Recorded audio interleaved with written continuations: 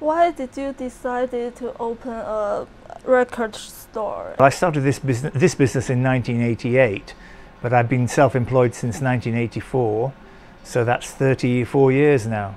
I was always interested in music. I started playing guitar when I was probably 13 or 14, and then I played live music until I was probably about 24, 25. And then an opportunity came along at university here in Newcastle to open a small shop selling music. And do you feel it was a risk? It's always a risk. Every business is a risk. But you have to be able to calculate how big a risk you're willing to take. And the younger you are, the less you have to lose.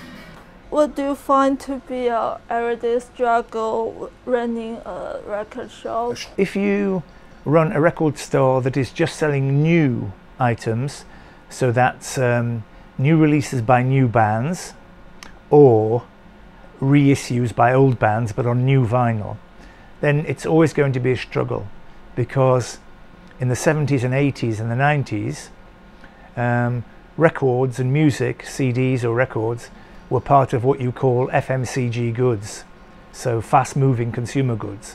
Everybody was buying them all the time.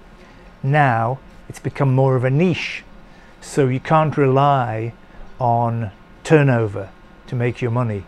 You have to rely on the quality of your stock and the profit margin. So it's a business where in a new business you buy for an amount of money, and the margin you make is very small, and you rely on selling a lot of them to make your money. How has things changed? The industry has changed completely. Most people who buy music, or a lot of people who buy music purely as something that surrounds their life, like an accessory, like a pair of earrings or a new belt or a new tie, they will subscribe to Spotify and they will listen to music all day, or when they feel like it. But whether they listen to it, I don't know, you know, because the sort of people that we cater for usually buy a record and they will sit down specifically to hear it from beginning to end. They will not choose which track, they will not choose, you know, to go and make their dinner while they're doing it. They like to sit down, have a drink and listen to their record from beginning to end, which is why a record used to be called an album. It's an album. You know, it's like a picture album. You start there, you end there. So you have 10, 12, 14 tracks and they tell a story. Someone has said downloading music is killing music sale. And what's your opinion on that? It's killing music sales in a number of different ways.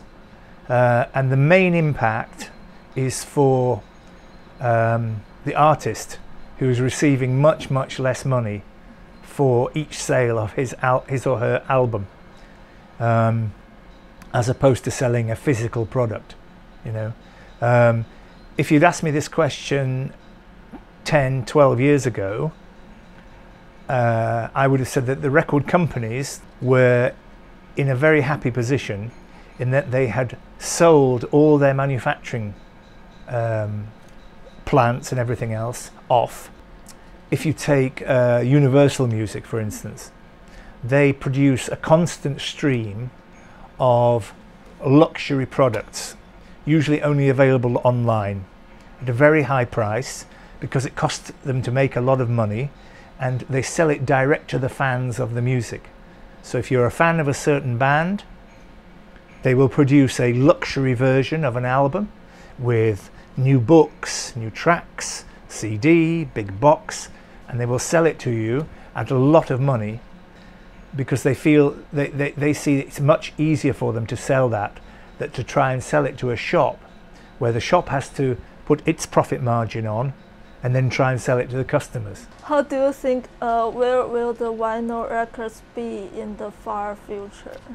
I think it will always be a niche attraction to people, partly because it is a resurgence based on all sorts of different factors, from the vintage factor to the aesthetic factor, and partly because when I was young, you had disposable income, and there weren't as many things to take from that disposable income. So records, especially for guys, were very important. Music was very important, you know. It wasn't free like it is now, and it was very important. You would, if you were interested in it, you would queue up on a Monday morning when the new releases came out in the shop to buy the next big thing that you wanted to buy. But music now has to compete. First of all, it competed with the games industry. That was the first thing it started to compete with. Then it competed with copying, downloading, file sharing, you know, all the rest of it, streaming. So it has to compete with all these things.